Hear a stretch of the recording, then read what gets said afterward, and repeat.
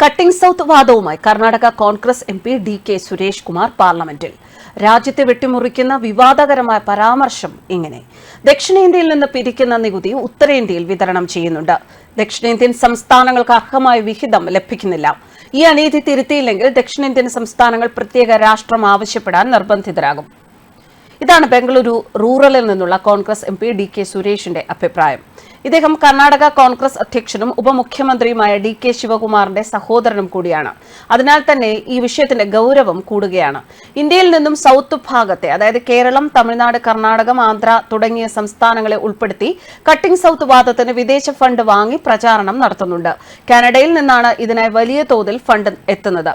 ഇപ്പോൾ പാർലമെന്റിൽ വരെ ഈ ആശയം ഉന്നയിച്ചിരിക്കുകയാണ്. തമിഴ്നാട്ടിലെ രാഷ്ട്രീയക്കാരും സമാനമായ വികാരം മുൻപ് പ്രകടിപ്പിച്ചിട്ടുണ്ട് എങ്കിലും അത് പാർലമെന്റിൽ എത്തിയിരുന്നില്ല.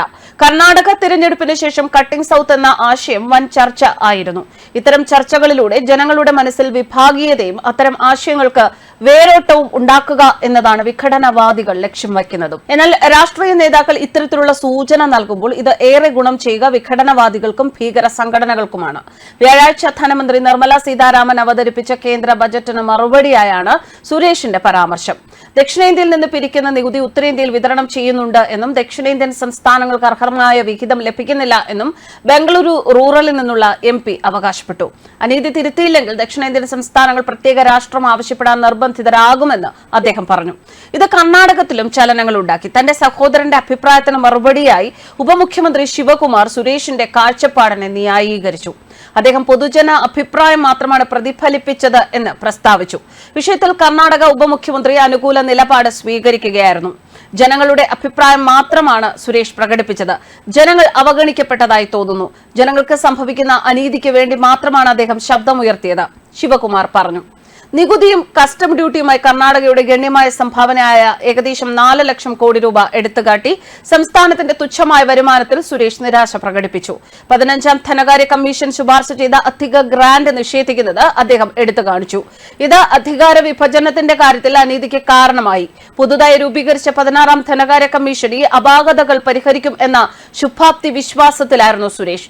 ദക്ഷിണേന്ത്യൻ സംസ്ഥാനങ്ങൾ ഒന്നിക്കുകയും ആവശ്യമെങ്കിൽ തങ്ങളുടെ ആശങ്കകൾ പ്രകടിപ്പിക്കുകയും ചെയ്യേണ്ടതിന്റെ ആവശ്യകത അദ്ദേഹം ഊന്നിപ്പറഞ്ഞു. എന്നാൽ ഡി.കെ. സുരേഷിന്റെ പ്രസംഗത്തെ മുഖ്യമന്ത്രി സിദ്ധരാമയ്യ തള്ളിപ്പറഞ്ഞു. ഇത് അംഗീകരിക്കില്ല. പ്രത്യേക സംസ്ഥാന പദവിക്കുള്ള സുരേഷിന്റെ ആഹ്വാനത്തെ മുഖ്യമന്ത്രി സിദ്ധരാമയ്യ അംഗീകരിച്ചില്ല. ഓരോ സംസ്ഥാനത്തിനും തുല്യമായ വിഭവ വിഹിതം ഉറപ്പാക്കണമെന്ന് മുഖ്യമന്ത്രി കേന്ദ്രത്തോട് ആവശ്യപ്പെട്ടു. നിയമ പാർലമെന്ററി കാര്യമന്ത്രി എച്ച്.കെ. പാട്ടീൽ സുരേഷിന്റെ നിലപാടിനെ പരസ്യമായി അംഗീകരിക്കുന്നില്ല എങ്കിലും ദക്ഷിണേന്ത്യൻ സംസ്ഥാനങ്ങളോടുള്ള അനീതി എന്നും മുഖ്യമന്ത്രി കൂട്ടിച്ചേർത്തു. എന്നാൽ കോൺഗ്രസ് നേതാവിന്റെ പ്രസ്താവനയ്ക്കെതിരെ പ്രതിപക്ഷമായ ബി.ജെ.പി. രംഗത്ത് വന്നു. കോൺഗ്രസിന് ഭിന്നിപ്പിന്റെ ചിന്താഗതിയാണ് എന്നും സുരേഷിന്റെ പ്രസ്താവനകൾക്കും പാർട്ടിയുടെ ചരിത്രപരമായ വിഭജിച്ച് ഭരിക്കുക എന്ന തന്ത്രത്തിനും സമാനതകളുണ്ട് എന്നും പ്രതിപക്ഷ നേതാവ് ആർ. അശോക ആരോപിച്ചു. ഇന്ത്യയുടെ ഭരണം കിട്ടിയില്ലെങ്കിൽ ഞങ്ങൾക്ക് അധികാരമുള്ള സംസ്ഥാനത്തെ ഒരു രാജ്യമാക്കി അവിടുത്തെ പ്രധാനമന്ത്രിയാകാൻ ആരും ശ്രമിക്കരുത് എന്നും ബി.ജെ.പി. പറഞ്ഞു. ഒരു വശത്ത് രാഹുൽ ഗാന്ധി ഭാരത് ജോഡോ ന്യായ് യാത്ര നടത്തുമ്പോൾ മറുവശത്ത് ഡി.കെ. സുരേഷ് ഇന്ത്യ വിഭജിക്കാൻ മുറവിളി ഉയർത്തുന്നു. ജനങ്ങളെ ഭിന്നിപ്പിക്കാനുള്ള അജണ്ടയാണ് കോൺഗ്രസിന് ഉള്ളത് എന്നും വടക്കൻ തെക്ക് സംഘർഷത്തിലും പ്രീണന രാഷ്ട്രീയത്തിലും ഏർപ്പെടുകയാണ് എന്നും കേന്ദ്രമന്ത്രി രാജീവ് ചന്ദ്രശേഖർ ആരോപിച്ചു. ന്യൂസ് ഡെസ്ക് കർമ്മ ന്യൂസ്.